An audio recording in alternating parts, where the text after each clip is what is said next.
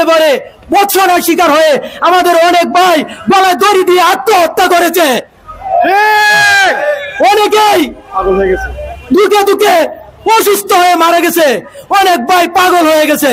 জন করে বাড়িতে পাঠাই দেয় কাগজপত্র এবং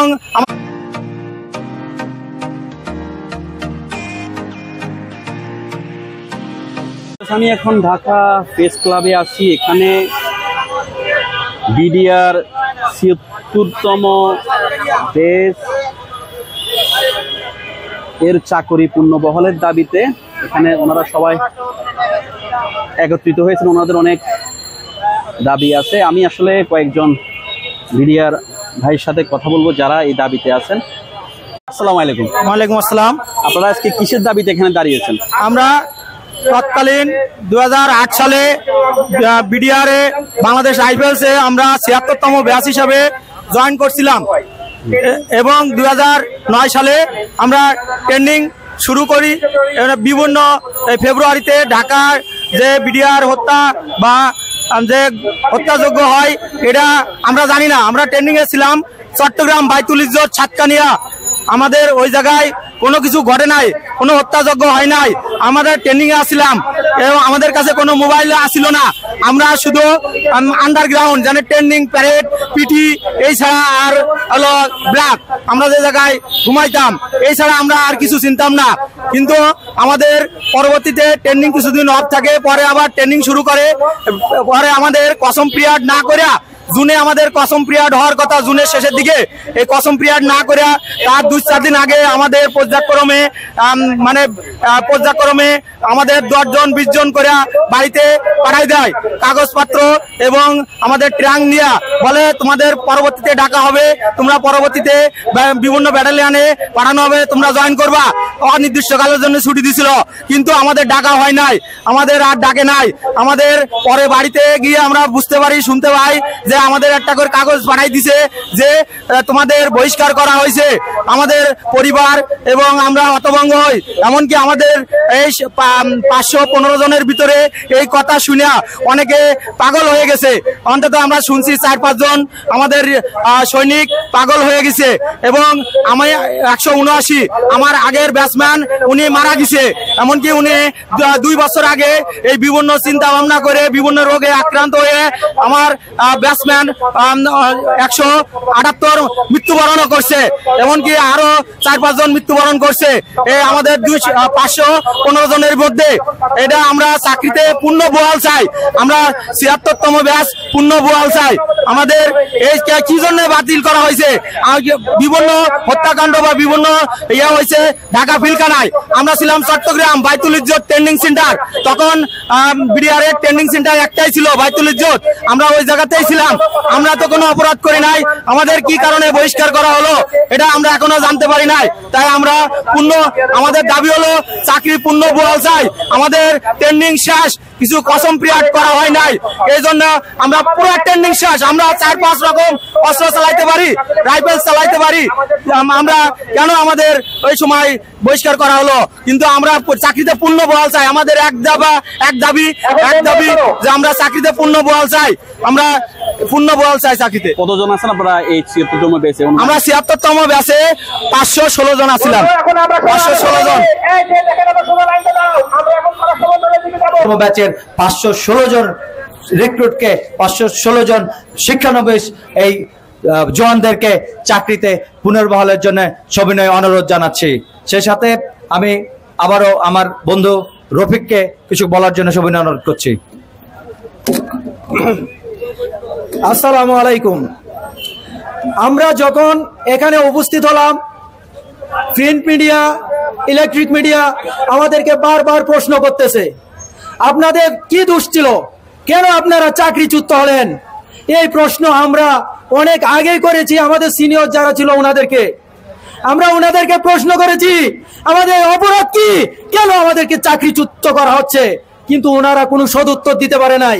আমরা আজও খুঁজতেছি আমাদের অপরাধ কি, এই 16 বছরে আমাদের অপরাধ কি, এই অপরাধ কি আমাদের, এটাই আমরা এখনো জানতে পারি নাই। সমাজ, দেশ, জাতির কাছে আমরা উত্তর দিতে পারি না আমাদের কি অপরাধ, কেন আমাদের চাকরিচ্যুত করা হলো। আমরা জানতে চাই আমাদের কি অপরাধ ছিল, কেন আমাদেরকে চাকরিচ্যুত করা হলো। আমাদের পরিবারের কাছে, সমাজের কাছে উত্তর না দিতে পারে বৎসনার শিকার হয়ে আমাদের অনেক ভাই গলায় দড়ি দিয়ে আত্মহত্যা করেছে। অনেকেই দুঃখে দুঃখে অসুস্থ হয়ে মারা গেছে, অনেক ভাই পাগল হয়ে গেছে। এর বিচার কি কোনোদিন এই বাংলার জমিনে হবে? আমাদের ভাইয়ার কি আমরা ফিরে পাবো? কেন আমাদেরকে চাকরিচ্যুত করা হলো? আমরা কি এই দেশের নাগরিক না? আমাদের কি অধিকার নাই সরকারি চাকরি করার? আমরা একটা সরকারি চাকরিতে জয়েন দিয়েছিলাম দেশ মাতৃকার সেবা করার জন্য, কিন্তু আমাদেরকে চাকরিচ্যুত করা হলো। আমাদের অনেক ভাই পুলিশে বিভিন্ন সরকারি চাকরিতে জয়েন করেছিল, কিন্তু পুলিশ ভেরিফিকেশনে উনাদেরকে বাদ দেওয়া হয়, কারণ উনারা বিডিআর বিদ্রোহী ছিলেন।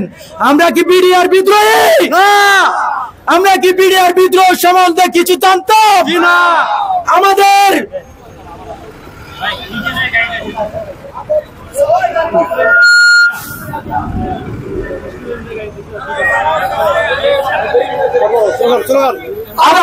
আমাদের দাবি মানতে হবে, মানতে হবে, এক দফা এক দাবি মানতে হবে, মানতে হবে।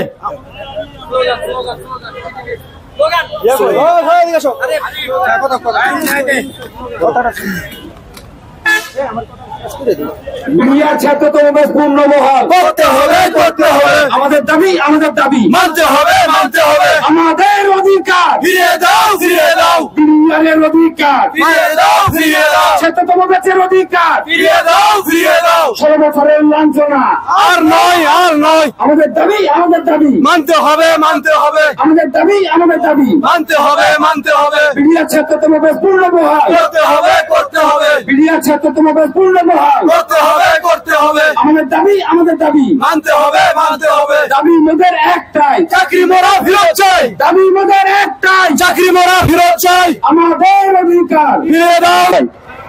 সারা বাংলাদেশ থেকে 64 ডিস্ট্রিক্ট থেকে, যেখানে 500 জনকে মেডিকেল টেস্ট, তারপরে অন্যান্য পরীক্ষা নিরীক্ষা করে টেস্ট করে আমাদেরকে নেওয়া হয়।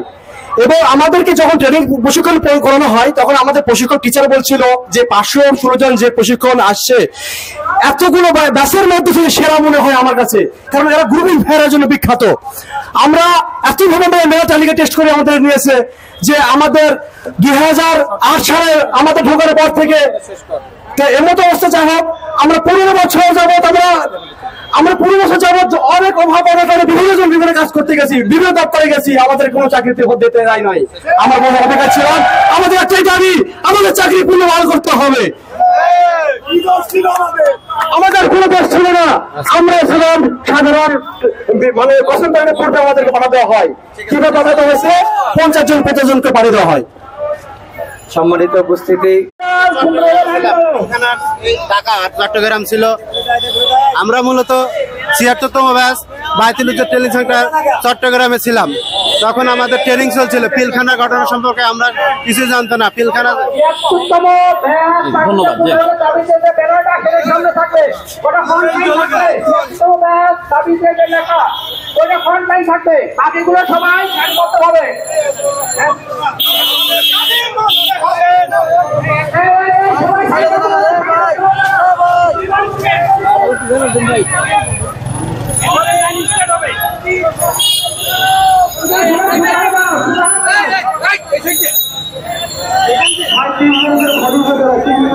দেখুন ওনারা সবাই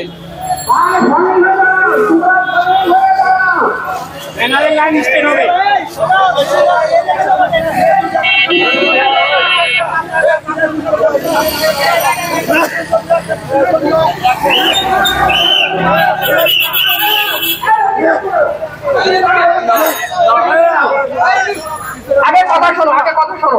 সবাই সুন্দরভাবে লাইন করে দাঁড়াও, এককভাবে দেও না।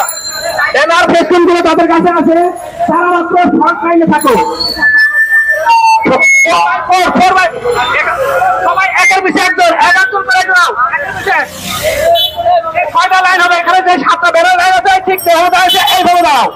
ব্যানারে যে হয়ে আছে ঠিক সেই সেম সিস্টেমে দাও। ব্যানারে যে হয়ে আছে এইভাবে দাও। ব্যানার ভিতরে ঢোকো।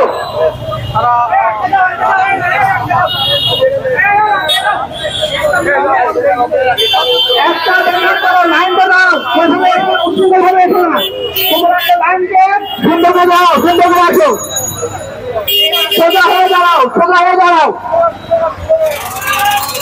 আমাদের দাবি, আমাদের দাবি পূর্ণবহাল। আমাদের দাবি, আমাদের দাবি পূর্ণবহাল। আমাদের দাবি, আমাদের দাবি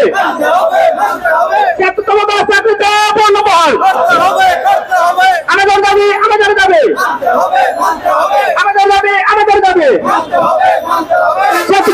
চাকরিতে পূর্ণবহাল। সবাই লাইন সোজা করে দাও, ছাত্র সংঘ অবস্থায় কেউ আসবে না, সবাই সোজা হয়ে আসো। লাইন তোমার বড় করো, লাইন ছোট করছো কেন? লাইনটাকে বড় করো, প্রয়োজনের লোক সংখ্যা কমায় লাইনটাকে বড় করো।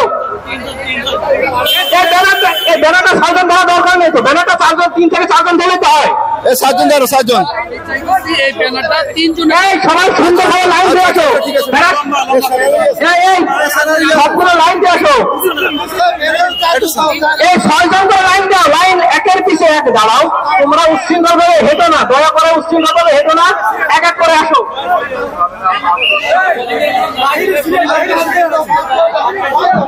এই 6 বোলিং, 6 বোলিং, 6 বোলিং। আচ্ছা 5 বোলিং, ওকে 5 বোলিং করো। 5 বোলিং করে দাঁড়াও, 5 বোলিং করে সুন্দর হেঁটে আসো। আর তার মতো জায়গা রেখে দাও, তোমরা ইয়ে করো না, রাস্তাকে ক্লিয়ার রেখে, রাস্তা ক্লিয়ার রেখে হাঁটো, রাস্তা ক্লিয়ার রেখে আগাও। আমাদের দাবি, আমাদের দাবি মানতে হবে, আমাদের দাবি, আমাদের দাবি মানতে হবে, মানতে হবে। 76তম বার, 76তম বার পূর্ণবহাল, পূর্ণবহাল। আমাদের দাবি, আমাদের দাবি মানতে হবে, মানতে হবে। 76তম বার পূর্ণবহাল। করতে হবে, করতে হবে। আমাদের দাবি, আমাদের দাবি মানতে হবে, মানতে হবে। 76তম বার পূর্ণবহাল। করতে হবে, করতে হবে। আমাদের দাবি, আমাদের দাবি মানতে হবে, মানতে হবে। 76তম বার পূর্ণবহাল। করতে হবে, করতে হবে। আমাদের দাবি, আমাদের দাবি মানতে হবে, মানতে হবে। 76তম বার পূর্ণবহাল। করতে হবে, করতে হবে। আমাদের দাবি, আমাদের দাবি মানতে হবে, মানতে হবে। 76তম বার পূর্ণবহাল। করতে হবে, করতে হবে। আমাদের দাবি, আমাদের দাবি মানতে হবে, মানতে হবে। 76তম বার পূর্ণবহাল। করতে হবে, করতে হবে। জাতির মধ্যে একটাই। বিডিআর উল্লেখ করেন, মাঝে মাঝে বিডিআর উল্লেখ করেন, বিডিআর উল্লেখ করেন মাঝে মাঝে। জাতির মধ্যে একটাই, জাতির মধ্যে একটাই, জাতির মধ্যে একটাই। 76তম বার পূর্ণবহাল। এক দফা আগে যাবে। আমাদের, আমাদের দাবি, আমাদের দাবি আমাদের দাবি, আমাদের দাবি 76তম বার পূর্ণবহাল। আমাদের দাবি, আমাদের দাবি বাংলাদেশ রাজ্যের 76তম বার করতে হবে, পূর্ণবহাল করতে হবে। দাবির মধ্যে একটাই, দাবির মধ্যে একটাই, দাবির মধ্যে একটাই।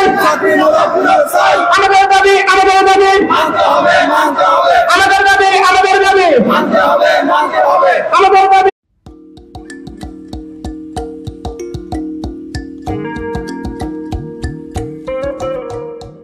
ভালো লাগলে লাইক, কমেন্ট করে আপনার মতামত দিন।